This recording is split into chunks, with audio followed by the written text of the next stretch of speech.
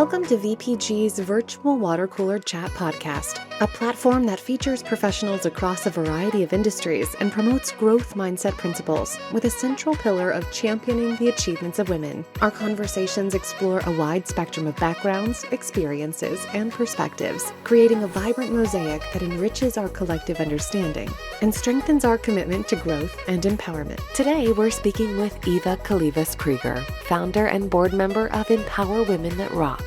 Eva is a certified Plan Fiduciary advisor through the National Association of Plan Advisors, NAPA, and has been a financial advisor since 1990. A serial entrepreneur, she founded Epic Retirement Services Consulting and co-founded Global Retirement Partners before founding Empower Women That Rock, a nonprofit organization dedicated to creating a robust network of female executives and fostering meaningful mentorships in 2024. Eva was named as one of the National Association of Plan Advisors' top defined contribution DC advisor teams in 2024 and 2022, as well as being listed as one of their top women advisors in the captains category every year between 2020 and 2024. And her book, I Get Knocked Down, A Woman's Survival Guide to Business and Life, is available on Amazon. Let's get started. Hi, Eva. How are you doing today? I am great, Ashley. Thank you for asking, and thank you for having me join this podcast and be part of your adventure. Of course. I am just so grateful that Christine Petropoulos had invited me to join. You mentioned a lot about you saying yes yesterday at the Art of Networking. Mm-hmm. So I really do enjoy meeting you. And sometimes when you go into an event, especially when I was like running out from our stay and coming in, and I just saw that smile when you greeted me. And even when I was like raising my hand to speak up, I was just mostly looking at you, and the room was really, really friendly too. But as a founder for Women Empower That Rock, I thought that was such an amazing energy that and vibe that you send out, and I really want to say that and let you know how awesome that is. Thank you. And I was thrilled to meet you in person. That's why I gave you a big hug. Yes, that was a really big hug. And yesterday's event for Empower Women That Rock was definitely a monumental one, and I think it was a significant one for women that were members or for their guests, for potential members, to really feel the vibe, the energy, and the empowerment that we're trying to establish through networking and through collaborating. Well, I think you have accomplished that, and probably tenfold. So Yay, that's awesome. I'm glad to hear that. Yay. Awesome. And thank you for taking the trip down for it. I appreciate it. Yes, and it just worked out really well. As we talked about earlier, that I had to reschedule. So thank you for accommodating, and thank you for having Xavier Media to basically talk to us about this particular place. And so it worked out really well. It did. So let's get started. Let's get started. First thing first, would you mind sharing how you got into the finance industry? Sure. Yeah. So I started very young. I was approached at 19 with an internship position down on Wall Street, which was very exciting for me. I did that. I did well. I was offered the opportunity to study for and take my securities licenses, which I did at the age of 19. It was interesting. It was during winter break when everybody else was going skiing and doing fun things. I was studying for my tests. But I think getting into the industry at that age was advantageous. Sometimes you don't know what you don't know. And so I was one of two women, and we called ourselves stockbrokers back then, that were basically part of this organization. And that then took me into corporate, working as a manager at 25, and eventually that led me then to making a decision at the age of 30 that I wanted to stay in financial services. I was passionate about it. I was passionate about helping people. I wanted to focus on qualified retirement plans, so like 401k plans, 403b plans, and pensions, and really decided that I wanted to control my own financial destiny. And so I co-founded Epic Retirement Services at the age of 30 and just took off from there and really built a firm over 20 years that had a focus and a specialty in helping companies and employees with their retirement plans. Do you have anyone in the family that actually are in the finance industry, or how did you kind of like get yourself into that area? Not at all. Oh. So I'm first generation Greek American. My parents came here without knowing the language, with nothing, in their name. My father ended up being a restaurant owner, which is a very typical Greek immigrant story. Chinese too. My parents have the same thing.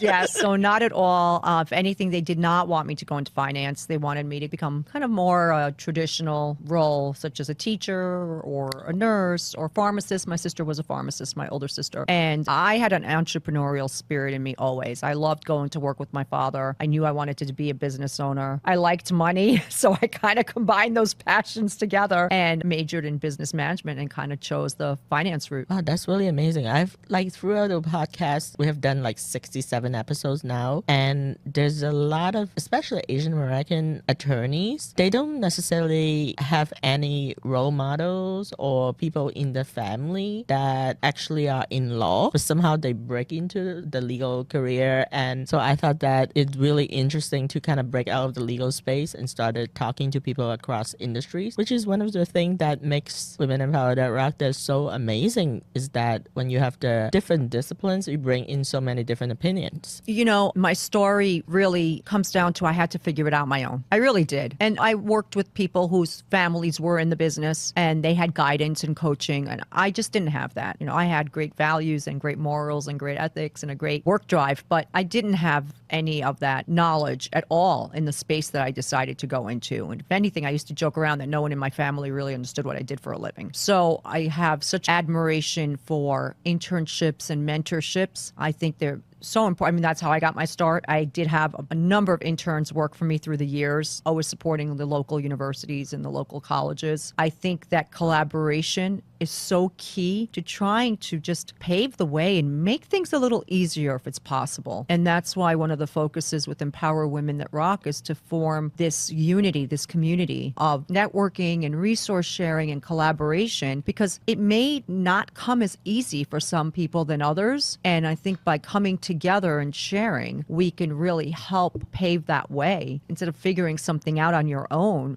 collaborate and figure it out together and share success stories, share failures, share solutions. So that's really the basis of Empower Women That Rock. That's amazing. I mean, when Christine first told me about this, I remember I was sitting at maybe second floor at her building. I gave her my book and she started like, you can tell there's something, you know, going on, and she's thinking, she was like, I need to invite you to join Empower Women That Rock. And then a couple of weeks went by, and then one day I got an email and she invited me to join and like, here's the information about, you know, Empower Women That Rock. We have a meeting coming up soon. I would hope that you could join, and here's the application. So I was like, I got trained very well. So I've been sending a lot of application, inviting people that, especially in the New York area. And I joke with a couple of people, it's like, I have to come all the way from DC to connect you with other New York fabulous women.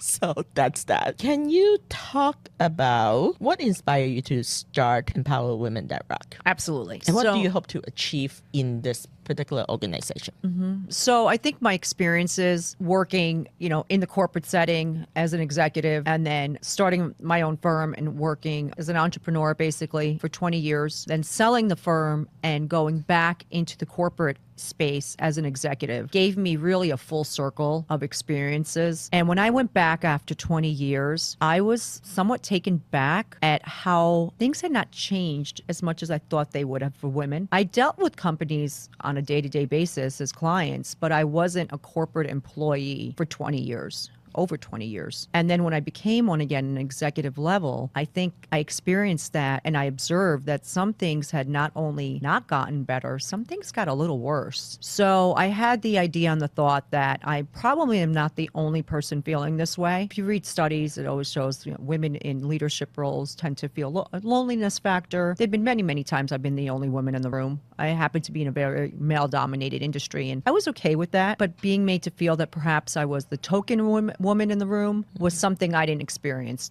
20 years before. So I said to myself, if other women are feeling this way, we need to work together in order to make a difference. I have a daughter. I don't want my daughter to ever feel that way and be subjected to that. And so I just started with this idea. I approached my board members and, you know, kind of said to them, I think we need to do something. And I wanted it to be a nonprofit and very specific for women in leadership and executive roles. It's really the concept that sometimes I feel we may be overlooked just because you got to that role doesn't mean you don't still need help and you still need that support. So it's a way for us to support each other in multiple different various industries, by the way. So I know a lot of organizations do have a women's or with an internal women's group to collaborate and to perhaps talk about different challenges, but that's not always safe space. I think I wanted to create a safe space that was multi-industry because I think executives across different industries probably share certain challenges so that we can, again, try to solve for them, share them, collaborate, network. It's interesting. There was a Harvard Business Research report that came out last year, and it highlighted that women have unique challenges when networking with senior management and leaders, and that the success of women networking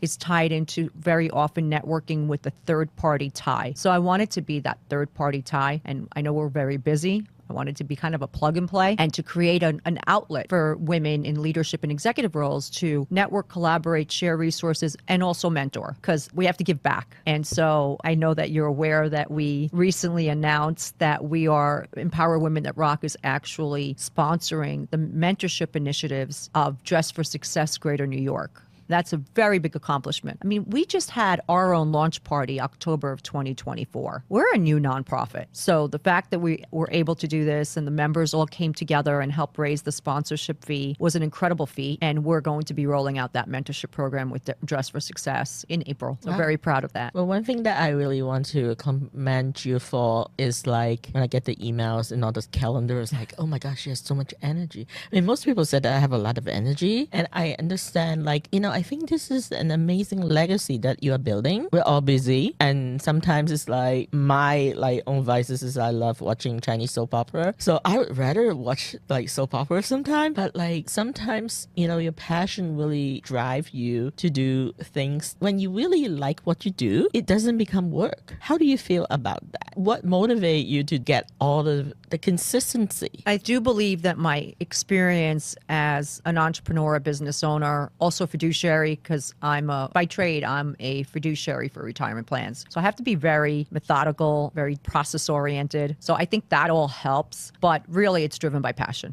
It's the passion to try to help and make a difference. I want to make a difference. I want to bring these women together. I want us to talk about the difficult discussions. I want us to help one another. We're the ones that need to create that runway to help continue breaking barriers, making it easier for the next generation. Also continuing to talk about things that have stigma like ageism. It's there, very much there. So it's driven by passion, and also the passion to ensure that no one in that leadership or executive role is feeling alone. Because if they are, if a challenge comes up or a situation comes up, if they're in our network, they can reach out to anybody in the network and have a discussion. So it really is driven by the drive. It's driven by the passion to make a difference and take my experiences and hopefully elevate and empower other women. That's so inspiring. And one thing that I really attracted me to Women Empower That Rock and to your mission is the financial literacy. A lot of times women are not really privy or understanding that. And when you don't understand and you don't speak that language, you're excluded. One of the things when I saw that, about the retirement services, I want to share a quick story. I have been in the legal space, you've been in finance, and I have always been in litigation. So for 20 plus years, I was in litigation as a paralegal, as a case manager. So that lines is like a lot of times is really demanding. I used to be, I'm still kind of a workaholic, but I at least do something that I really like. At one point, my friends and the people that are in my close circle recognize how disruptive my workaholic nature really is eventually going to kill me, because I was working so hard. And one time, one of my friends who happens to be a woman, she and I were literally at a swimming pool, and she said that, Ashley, if you don't stop what you're doing, you're going to have a heart attack one day, and you need to start thinking about your retirement. And that's one of a really good friend. And I remember exactly what I said at the time. I cannot afford to retire. I mean, I make good money. I don't know why I could not afford to retire. So she was like, I'm going to give you a contact. You're going to go talk to this person. And so I did. Also another woman financial advisor. Eventually her husband took over my account, but I still like them. But like a lot of time it's our own fear and not wanting to, like, maybe taking the ostrich approach and not necessarily know how to get ourselves out, get our head out of the sand. Mm-hmm. And I think that this is why this mission that you have is so amazing. I've gone to the other other time when you have like the Patricia who was talking about like that numbers. I was like mostly listening because I was driving my mom, but that number was so like scary in terms of how many women are not in the finance industry having that decision making power. So I think that it's going to be such a breakthrough when all of these things flow together. And I think you're doing amazing work. And also the organization, the board and everything is doing that. So I just want to really say that, because sometimes when we're doing the work, we don't really see the light at the end of the tunnel, and it could be very discouraging from time to time. So I want to let you know that I'm observing some of this and let you know how awesome it is. Thank you. You know, that I really appreciate that. Obviously, I wanted to pour out the experience that I had in the financial services field for so many years into the organization, and by pulling resources, right? It's all about resource sharing. So I was able to have some wonderful speakers so far. We had BlackRock, we had Dunham Trust. We were able to really kick off with the Protecting Your Legacy series. And I specifically called it Legacy because in the 30 years I've been in this industry, I have yet to hear a woman's wealth referred to as her legacy. I think women need to take a step forward in overseeing their investments. When we had that investment think tank discussion with Patricia, and she discussed WCEO, the Women's CEO ETF, one of the things that was brought up is, you know, why aren't there more women coming to these investment think tank meetings? Very often, sometimes we complain that we're not invited to the big boys table. So when we're having these discussions, why do we not have more participation? And one of the members made a point of saying she feels that it's perhaps because for the married members, a lot of their husbands are probably handling the investments, which I think is fine. But I think we need to make a point of being part of those discussions and part of the conversations, and really start to stick our neck out a little bit and understand investments more, take control of our retirement more. There's so many resources out there. So retirement for me is the one that you should have locked down. There's resources from so many different sites and so many different providers out in that space. I agree with you when you said about the ostrich kind of like burying your head in the sand. Sometimes it's easier. It's also not that for a lot of women, it's not because they want to bury their head in the sand. They're just buried, period. Their plates are so full that unfortunately, that's something that falls off the plate. And I think it's really important that we make it a priority. And we try to, like I said, tap into resources. We're trying to create those resources that empower women that rock, so that they are there if women do want to have these discussions. We're opening up the discussion. I'm trying to make women more comfortable with talking about their finance and their investments, or, you know, retirement, or anything else in that matter. Well, I think sometimes culture-wise is also, especially Asian American culture, it's sort of like a taboo to talk about money. So in some way, at least in some family, I'm kind of totally stereotyping this right now. But I think that, like, for example, when my dad passed, my mom is completely dependent on my dad. So thank God she had me. So now I'm the Uber driver. I'm like the finance person. I'm like, because my friend actually brought up that discussion. She's one concerned about my health, two concerned about, you work so hard. What are you working for? And sometimes we don't, in the midst of all of the daily hassle that we are kind of like get through, we kind of lose the big picture of why we are here.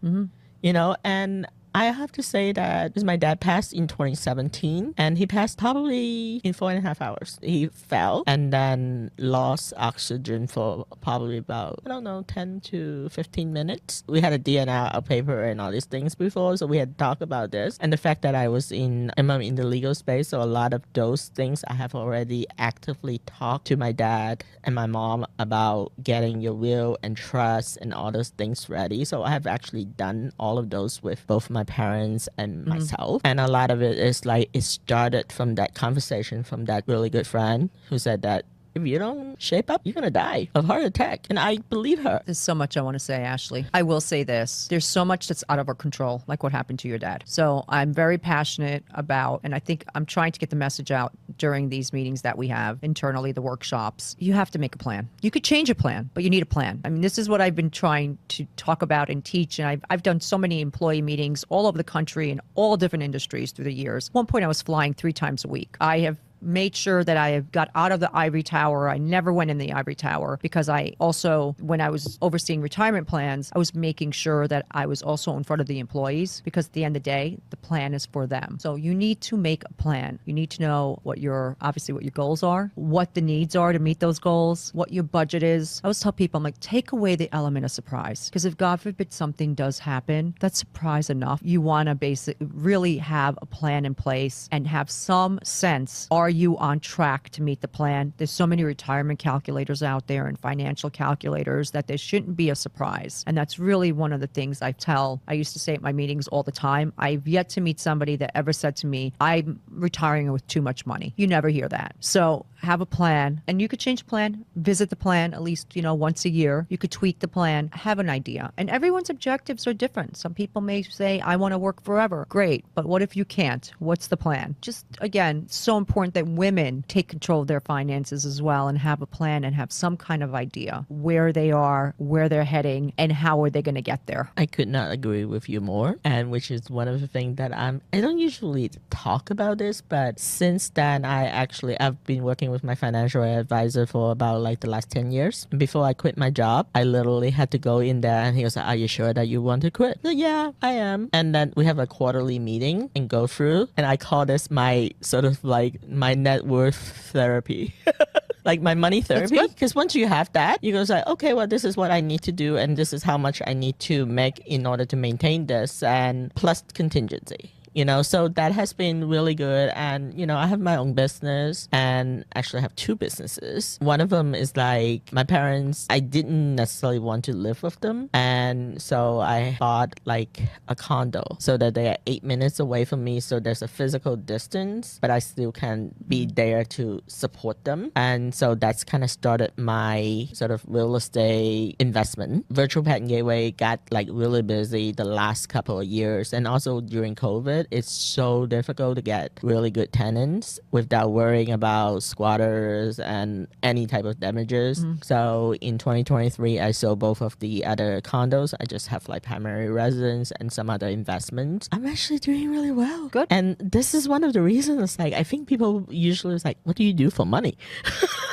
I mean, I have my clients. Right now, what I really enjoy doing is that I have my bread and butter. I do filing for attorneys and, and make sure that when I say something, when I say I'll do something, I'll do it. Just like Anne-Marie Wood said yesterday, just make sure that's your brand. If people cannot trust your brand, that's a problem. So with those, I just have like set out like blackout dates, certain days that I cannot do, so I can actually come and interview you and do other things. And I just have to kind of make everything balance, or maybe balance is not the great word, just prioritize different goals. So I just thought that I wanted to share that with you. That's great. And I loved hearing you say that you're doing great, because part of re-examining your finances, kudos to working with a financial planner and a financial advisor, because everyone should. Yes. You get to a certain age, it's time to kind of it's part of adulting, and working with a financial advisor is part of that. So I commend you for doing it and knowing where you stand. It's not a surprise. Your finances should not be a surprise. And I commend you for knowing where you stand and making sure that you check in quarterly and you do all that. That's wonderful. Yeah, I mean, I think that my mom also relies on me. My brother from time to time relies on me on different things. So I'm sort of like the glue that glues everyone together. So I cannot fall. I have to make sure things actually go well. But at the same time, I've been really reminding most of the people in the family, it's like, hey, you need to kind of take care of your finances. Because if you don't have the financial independence, then you really don't have independence. And that is so important. You have to be the CEO of your finances and of your health. Yes. Of both. You can't wait around for people to come and knock on your door for that, because it's not going to happen. Yes. So I'm a big believer in being the CEO of both of those, because without your health, we all know that doesn't end well. Struggling with your finances, or getting surprised later on that you can't retire if you want to, or if something, again, we don't know, what if something happens and you can't continue working. That shouldn't come as a surprise as far as your finances, if you are truly the CEO of your finances. So again, CEO of your finances and CEO of your health. Perfectly well said. Next question. You've co-founded multiple organizations, including Epic Retirement Services and Global Retirement partners. What are some key lessons you have learned about leadership and collaboration in these ventures? And I'm going to add one more thing. Do you think that there are any specific aspects that apply only to women? I believe that you need to lead based on your value beliefs. You have to define what your values are. What are your values? What are your beliefs? You need to be authentic. This is what worked for me. And really collaborate with the people that you believe whose values are aligned with yours, whose authenticity is real. Because if you're collaborating with people whose values don't align or perhaps may not seem authentic, something is going to get skewed. So I really do think, and it's interesting because when we had co-founded Epic, Epic actually stands for Excellence, Principle, Integrity, Care. So everything that we did within that firm was based on excellence, principle, integrity, care. And that transpired down from the top down, and it went through our employees to our clients, to the employees of our clients. So we really tried to model that into everything that we did, and that really got incorporated into my leadership style. And I really, again, focused on those 4 things: excellence, principle, integrity, care. And when it also came to collaborating and really choosing people that I wanted to work with, that really showed in our client base and in our employee base. So it was something that my former business partner and I were really in agreement with, that we had to make sure that our values were tied into running the organization. Second part of the question, do some things apply? I will say that my multitasking skills got tested and really stretched to extremes after I became a working mother. I became a working mother later in life, so I experienced a good part of my career as not being a mom. Boy, oh boy, you think you have things in control. And again, I have processes in place and procedures in place, and then you just get sideswiped. So it really taught me to let go of this vision of perfectionism. I think women tend to incorporate this vision of being perfectionists. That goes out the window. Also, the vision of, like I said, you may have a plan, and then they say you make a plan, then God laughs at you. You can have a plan, you sit down, you have a full day, and you get a phone call that you got to get home because, you know, your child's not feeling well, or you got to pick them up from school, and you just got to close everything up and leave. So there's certain things, you know, I mean, from every phase of your, you know, that your children go through, you're going through it for the first time as well. So that was definitely, as for somebody who's A type, you know, kind of likes to have control, you realize you really don't. And I think that's a lesson learned that is definitely experienced by many women. But for those, it's not just for the moms. I think the perfectionism gene is something that probably differentiates us as leaders. And I think the stronger leaders are the ones who really let go and realize there is no such thing as perfectionism. It's in our heads, in a sense, and sometimes we get in our own ways. That is my answer to that question. I really love that answer, because that was a complete surprise. Because I was just like, you know, because I'm working on my panel topics for next week, and the topic is leading innovation with purpose. I mean, the legal space, perfectionism totally exists. I mean, you cannot just say, oh, this is good enough, send it to the court. It doesn't happen like that, right? And it's such a deadline-oriented industry. A good amount of time, actually most of my career, I have been such a people pleaser. I exercise no boundaries. A lot of it, you know, I cannot blame other people because I didn't know how to say no, right? So I think sometimes women trying to do so many things and not necessarily understand that it is okay to say no. Yes, you should say yes. I just recently interviewed a 20-year-old, actually in January, and she said a couple of things that is wise beyond her years. One is leaders who make leaders, whatever that means. And then the second thing that she said about just say yes, similar to what you said. And I qualify that by saying you should say yes, not because you want to people please, but don't be afraid to say no. Just don't say no because you are fearful of the outcome. So I am a strong believer of nothing venture, nothing gain. Not coming from my parents, I am so thankful that I had a really good professor, late professor, and really good mentors throughout my life, that some people actually put in financial support for me to go through like my master program, my paralegal certificate program. Like, I'm just like, came from an immigrant family, so sometimes it's like, I'm not related to you. Why are you giving me money? You know, I cannot accept that. I literally say that to all these people, and they was like, just take it. So I think that that part of the mentorship from Women in Power That Rock is so awesome because I belong to a lot of different organizations and there are mentorship program and some better than others. But I think that this is a really good goal and mission that I think that you are the perfect person to actually set it up. Thank you.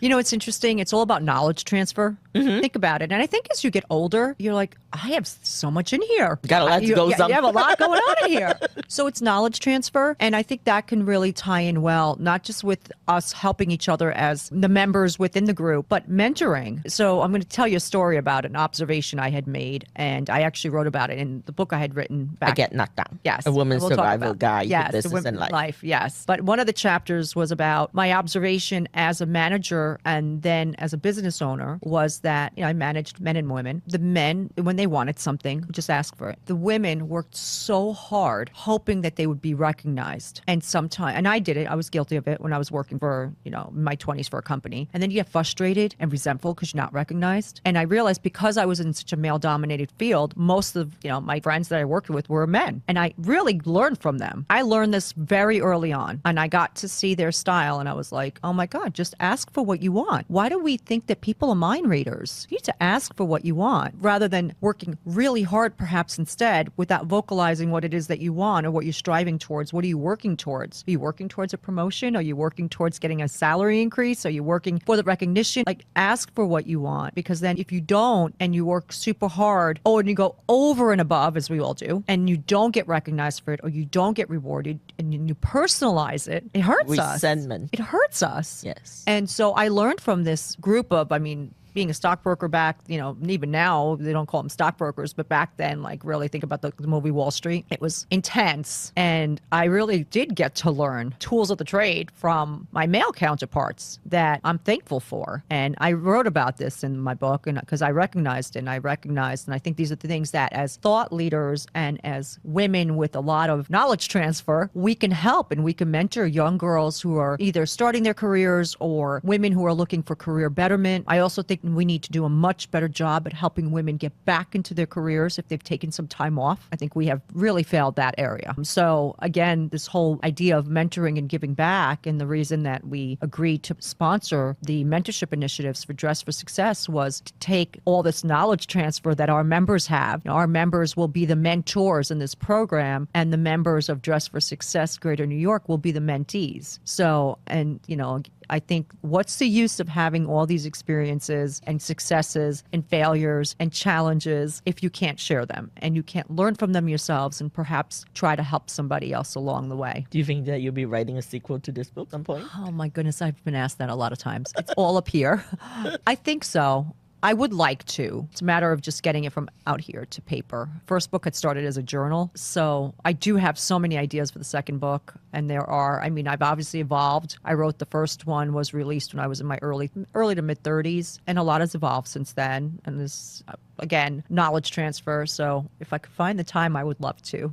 I can make the time. You can make the time. I can make the time. You can make the time. Where there's a will, there's a way. Yes. I love that book. I ordered it. I read it before I come. So during my own journey, once I got the finance part, kind of figure it out, my financial advisor would talk from time to time. And before I resigned, he asked me probably about 3 or 4 times, are you sure this is what you're going to do? Because you're taking a huge risk. I said, yeah, I am going to do it. Are you scared? I said, absolutely. I'm petrified.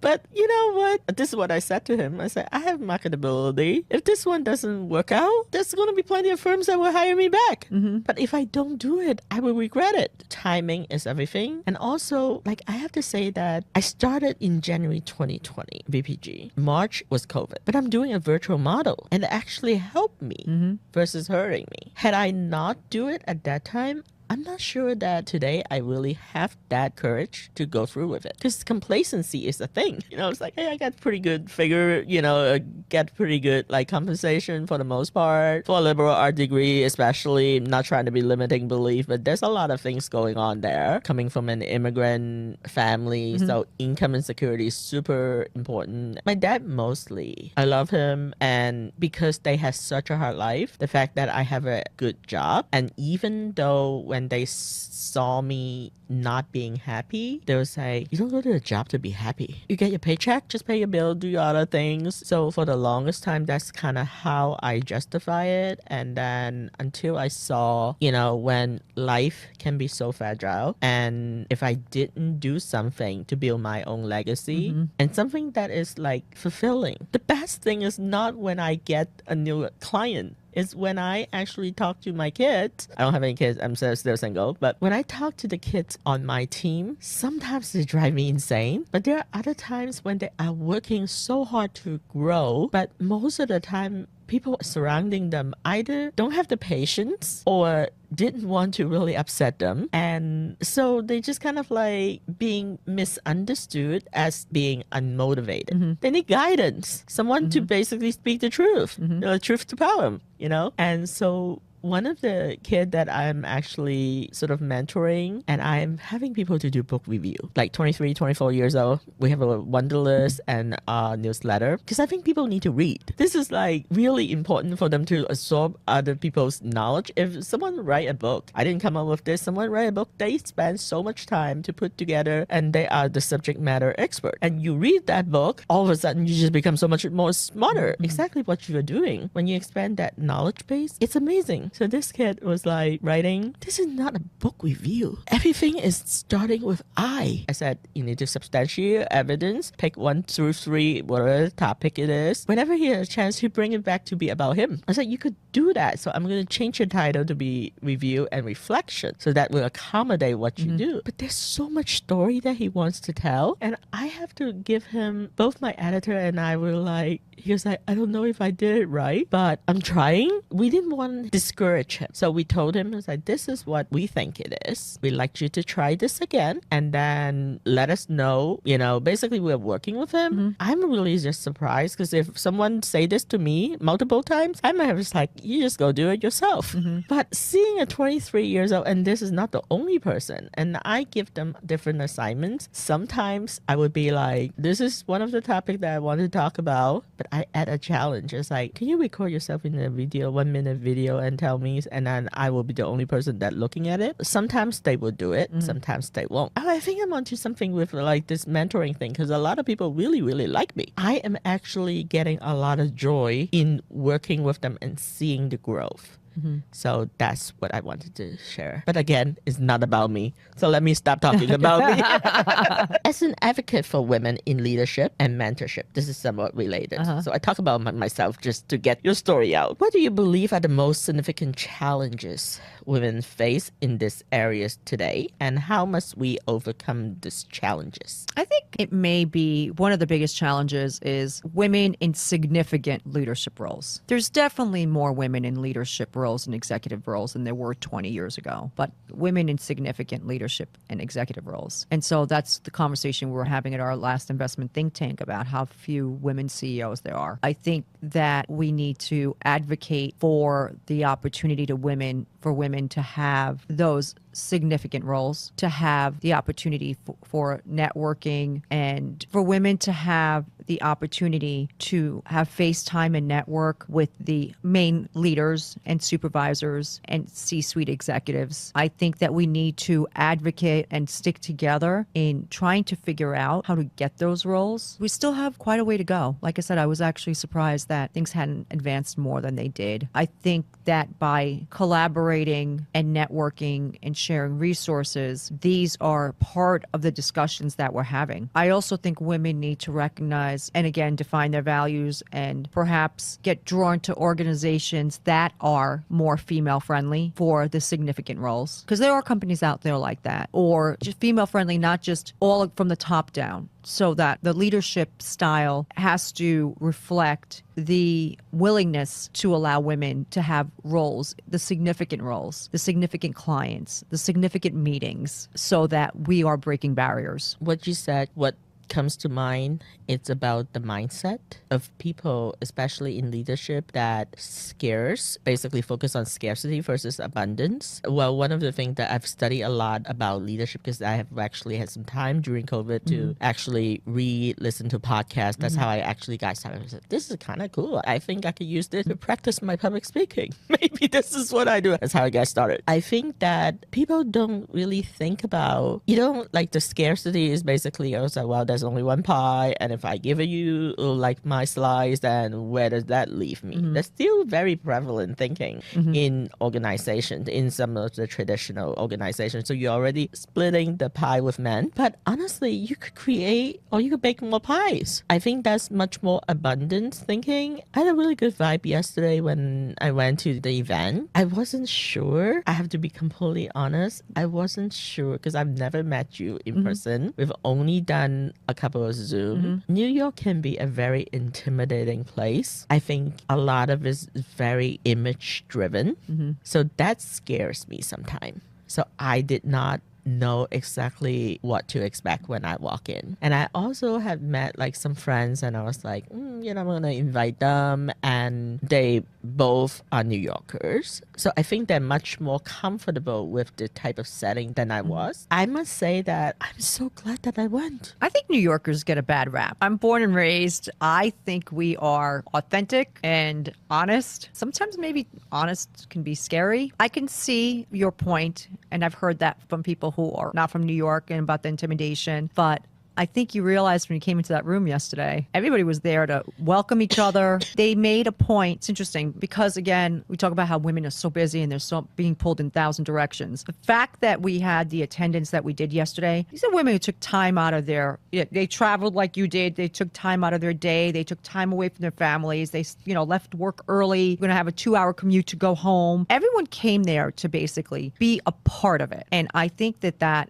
whatever intimidation barriers may be there are dropped the second you walk in the door. Because I did not know about half the women in the room. That was intimidating to me. It's different when you're talking in front of a room full of people you know, but when you don't know them, you don't know what to expect, and then you're trying to read them and you don't even know them, so you're not sure how to read them. But I said to myself, they're here. For them to be here, they want to network. They want to be part of Empower Women That Rock. They want to collaborate. They want to share. Well, I think that's when your authenticity shines through. Funny thing, Michelle, one of our panelists, she was like, I was talking to Christine, and